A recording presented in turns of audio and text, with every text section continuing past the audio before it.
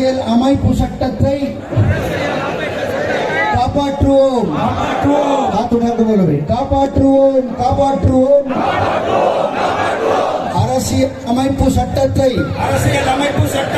காப்பாற்றுவோம்.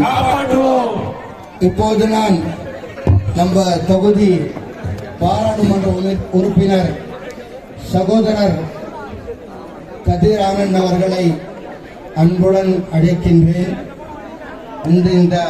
ஏனென்றால் அவர்தான் பாராளுமன்றத்தில் இந்த சமயத்தில் இருந்தவர். அதை கண்ணால்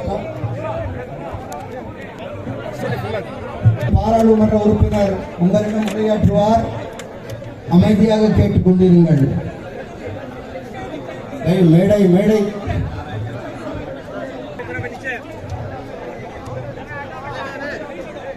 அனைத்து இந்திய முஸ்லிம் பர்சனல் லா போர்டு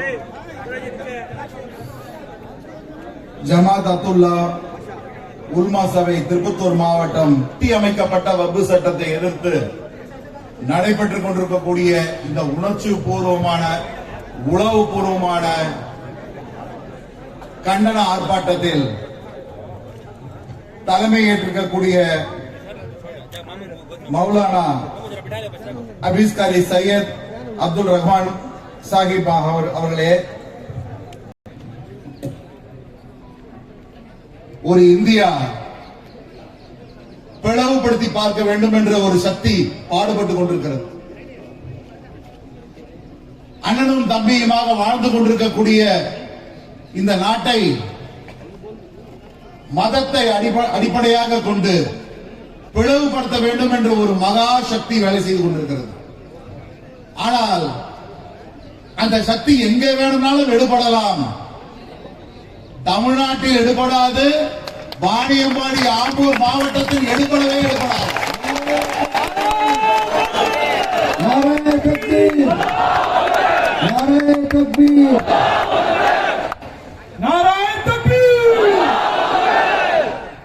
நான் ஆரம்பத்திலேயே அனைவருக்குமே அந்த சலாத்தை தெரிவித்திருக்க வேண்டும். ஆனால் உணர்ச்சி பூர்வமாக நிற்கிறேன். மனதில் சந்தோஷம் கிடையாது. ஒரு பக்கம் வெறி, இன்னொரு பக்கம் வேள்வி. பாராளுமன்றத்தில் உங்களால் தேர்ந்தெடுக்கப்பட்டு அனுப்பப்பட்டவன் நான்.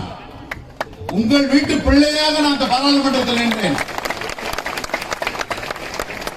நாடாளுமன்ற தேர்தல் நடந்த பொழுது இதே பூத்துக்கு சென்று கொண்டிருந்தேன்.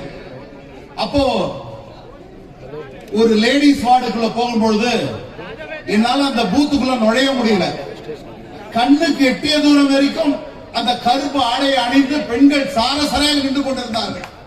உள்ளே என்னால போகவே முடியல. அப்போ ஒரு அம்மா, ஒரு இஸ்லாமிய ஒரு தாய்மார் கையில பிறந்த குழந்தை, 7 நாள் குழந்தை, அந்த முகம் சிவந்த குழந்தைய கையில டவல்ல கொண்டாந்து என் கையில கொடுத்துட்டு, என்ன யாருமே தெரியாது, என் கையில அந்த குழந்தைய கொண்டாந்து கொடுத்துட்டு, தயவு செய்து இந்த குழந்தைய ஒரு 10 நிமிஷம் வச்சுக்குங்க, நான் உள்ள போய் வாக்கு செலுத்திட்டு வரணும்னு சொன்னாங்க. பச்சை குழந்தைமான்னு சொன்னேன். இல்ல, நான் போய் என் சகோதரனுக்கு கதிரானந்துக்கு உதயசூரியில வாக்களிக்கணும்னு அந்த கியூல போய் நின்னாங்க. உடனடியாக பக்கத்தில் இருந்த அதிகாரிகளுக்கு ரிக்வெஸ்ட் பண்ணி அந்த அம்மா உடனடியாக வாக்கு செலுத்தி விட்டு வந்தாங்க. வந்த உடனே அந்த குழந்தைய கையில கொடுக்கும் போது என் கண்ணில் தண்ணி சாரசரையா வந்துட்டு இருந்தது. நண்பர்களை சொல்றேன், அந்த தாய்மார் உடனே தன் கையால என் 2 கண்ணிலையும் தடவி, நீங்க கதிரானந்தா? ஆமா, தைரியமா போங்க, நாங்க உங்க கூட இருக்கிறோம் சொன்னாங்க. அதுதான் எனக்கு வாக்கு. அந்த வாக்கு தான் என்ன இன்னைக்கு உங்களை நாடாளுமன்ற உறுப்பினராக நிறுத்தி இருக்கு. ஆனா பாராளுமன்றத்துக்கு சந்தோஷ முகத்தோடு போன எனக்கு அங்க வக்ஃப் வாரியத்துக்காக ஒரு மாற்றி அமைக்கப்பட்ட ஒரு சட்டம் வந்த பொழுது எழுத கத்தனம் ஆர்ப்பாட்டம் பண்ணோம். நாங்க கேட்டோம், இந்த சட்டம் தவறான சட்டம், நீங்க ஏற்றுவது எந்த அடிப்படையில் இதை நாங்கள் ஒத்துக்கொள்ள முடியும்?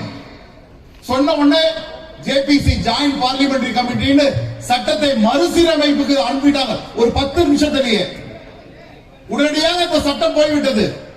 கிட்டத்தட்ட ஒரு 9 மாத காலம் அந்த சட்டத்தை ஆராய்கிறேன் என்ற பெயரில் இழுத்தடிப்பு அவைகள் எல்லாம் ஆண்டாண்டு காலமாக நீங்க வச்சிட்டு இருந்தீங்கன்னா அதுக்கு டாக்குமெண்டேஷன் நீங்க கொண்டாந்து கொடுக்கணும்னு சொல்றாங்க. நான் கேட்கிறேன், இந்தியாவில் இருக்கக்கூடிய அத்தனை சொத்துக்களுமே நீங்க டாக்குமெண்டேஷன் நம்ம பண்ணி வச்சிருக்கோமா? காலகாலமாக மசூதிகள் இருக்கு, ஆங்கிலேயர் காலத்துல இருந்து வெள்ளக்கார காலத்துல இருந்து அது முன்னாடி இது முகலாய காலத்துல இருந்து எத்தனையோ சொத்துக்கள் இருக்கு. அந்த சொத்துக்கள் காலகாலமாக நம்மளோட அனுமதியில தானே இருக்கு. ஆனா அவங்களுக்கெல்லாம் டாக்குமெண்டேஷன் கொண்டு வந்து கொடுன்னு சொல்றாங்க. 200 வருஷ பத்திரத்துக்கு எங்க போவாங்க? அப்படி நீங்க காட்ட தவறினால் அது அரசுடைமையாக்கப்படும் திருத்த சட்டத்தில் வந்திருக்கு. அப்போ உங்களுடைய மசூதிகள் வக்ஃப் சொத்துக்கள் எந்த நேரத்திலுமே கலெக்டரால் பறிக்கப்படும் சொல்றாங்க. இது தவறான சட்டம் இல்லையா? அது மட்டுமல்ல, உங்களுடைய வக்ஃப் சொத்துக்கள்ல யாராவது தேர்ட் பார்ட்டி யாராவது 12 ஆண்டு காலம் அந்த சொத்தில் அவங்க கொடுத்து இருந்தாங்கன்னா அந்த சொத்துக்கள் இனிமேல் வக்ஃப் சொத்துக்கள் இல்ல ஆகாதுன்னு சொல்லி இந்த அரசாங்கம் சொல்லியிருக்கு. நான் கேட்கிறேன், இதெல்லாம் இந்த சட்ட திருத்தமா? நாட்டை எவ்வளவோ பிரச்சனை இருக்கு, அமெரிக்காவில் இருக்கக்கூடிய பிரச்சனைகள் இருக்கு. நம்ம இந்தியர்கள் கைவிலங்கு போட்டு கன்றாவியா கூட்டிட்டு வந்தாங்க, அதை கேட்கறதுக்கு நாதி கிடையாது. இருக்கக்கூடிய எத்தனையோ உள்ளூர் பிரச்சனைகள் இருக்கு, கேட்கறது நாதி கிடையாது. நாங்க தமிழ்நாட்டுக்காக கொண்டு வந்து பணம் கொடு காலில் விழாத குறையா கேட்கிறோமே, அதை கேட்கறதுக்கு காதுகள் கிடையாது. ஆனா யாரோ சொன்னாங்கன்னு சொல்லிட்டு உடனடியாக ஓடி வந்து அமைதியே வழிபாடாக இருக்கக்கூடிய ஈய குடத்தையே கொண்டு இருக்கக்கூடிய இஸ்லாமியர்களை அடித்து நொறுக்கக்கூடிய வகையில இந்த வக்ஃப் சட்டத்தை கொண்டு வந்திருக்காங்களே, இதை கண்டிக்கிறோம். ஒன்னு எழுதி வச்சுக்கோங்க, உங்களுடைய நாடாளுமன்ற உறுப்பினராக மட்டும் நான் பேசவில்லை, திராவிட முன்னேற்ற கழகத்தோட அடிப்படை தொண்டனாக நான் பேசுகிறேன். எங்க திமுக தலைவர் சொல்லிக் கொடுத்தது கண்ணியத்துக்குரிய காகிதம் சொல்லி எங்க தலைவர் கலைஞர்கிட்ட கொடுத்த சத்திய வாக்கு, இந்த இஸ்லாமியர்களுக்காக சிறுபான்மை மக்களுக்காக நீ துணை இருக்க வேண்டும் கருணாநிதி என்று அன்று கொடுத்த சத்தியத்தை திராவிட முன்னேற்ற கழகத்தின் கடைசி தொண்டனும் தன் உயிர் மூச்சு உள்ள வரை கண்டிப்பாக காப்பாற்றுவான். இது தேர்தல் கூட்டணி அல்ல, இது தேர்தலுக்கான விஷயம் அல்ல, வாழ்வாதாரம், தனி மனித வாழ்வாதாரம். இந்த இந்தியாவில் பிறந்திருக்கேன் நான், எனக்கு ஒரு மதம் உண்டு, எனக்கு ஒரு மொழி உண்டு. அந்த மொழியை மதத்தையும் நான் காட்டி காப்பாற்றுவதற்காக, நான் அதை செயல்படுத்துவதற்காக ஒரு தடை சட்டம்.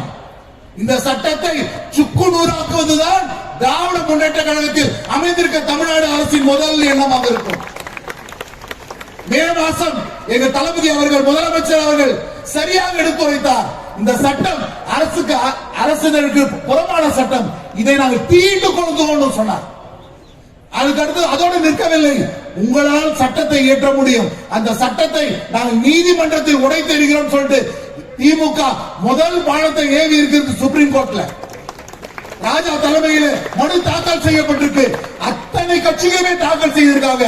ஆனா இங்கேயும் 1-2 கட்சிகள் இருக்காங்க, காலை தொட்டு கும்பிட்டு நீதான் என் கடவுள்னு போறாங்க. ஒரு வார்த்தை எதிர்த்து பேசல. இஸ்லாமிய பெருமக்களே, கழக தோழர்களே, சொந்தங்களே, நான் ஒரே ஒரு விஷயத்தை மட்டும் சொல்றேன். நீங்க இருக்கிற வரைக்கும் தான் இந்த நாடு. உங்களால் மட்டும்தான் இந்த நாட்டை செக்யூலர் ஸ்டேட் என்று சொல்ல முடியும். உங்களால் மட்டும்தான்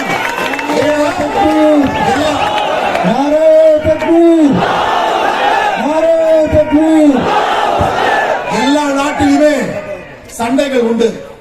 ஆனா நான் ஒன்னே ஒன்று கேட்கிறேன், மோடி அவர்களா இருக்கட்டும், அந்த கட்சியோட தலைவர்களா இருக்கட்டும், வாணியம்பாடிக்கு ஆம்பூருக்கு வந்து பாருங்க.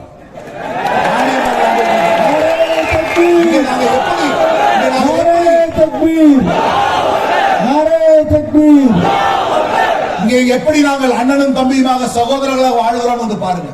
எங்களிடம் சச்சரவு கிடையாது. பாங்கு சத்தம் ஒலித்தால் இந்துக்கள் வீட்டில் இருக்கக்கூடிய அந்த சுப நிகழ்ச்சியாக இருந்த சத்தங்களும் அமைதிப்படுத்தப்படும். ஆனா அதுதான் மனிதத்துவம். எவ்வளவு பெரிய தலைவராக இருந்தாலும் சரி, எங்க முதலமைச்சரே இங்க தொகுதி பிரச்சாரம் செய்தாலும் கூட சரி, ஒரு சின்ன மசூதியில பாங்கு ஒலிக்குதுன்னா எங்க மைக்க ஆஃப் பண்ணுவோம். அதுதான் நாங்க இங்க அனந்து தம்பிமா வாழ்றோம். ஆனா எங்க தமிழ்நாட்டில் இந்த வகுப்பு எடுபடாது, சாமியே இந்த வகுப்பு எடுபடாது. எத்தனை கோர்ட்டா இருந்தாலும் எங்க முதலமைச்சர் என்ற தனி ஒரு மனிதன் அந்த ஒற்றை நாடியும் உங்கள் வப்பு சட்டத்தை முறியடிப்பார் என்பதை தெரிந்து கொண்டு இந்த வப்பு சட்டத்தை எதிர்த்து திராவிட முன்னேற்றத்தின் கடைசி தொண்டனாக உங்கள் நாடாளுமன்ற உறுப்பினராக உங்கள் வீட்டு தீயாக அந்த பாராளுமன்றத்தில் ஒழிப்பேன் என்று கூறி நன்றி கூறி விடைபெறுகிறேன். நன்றி, வணக்கம்.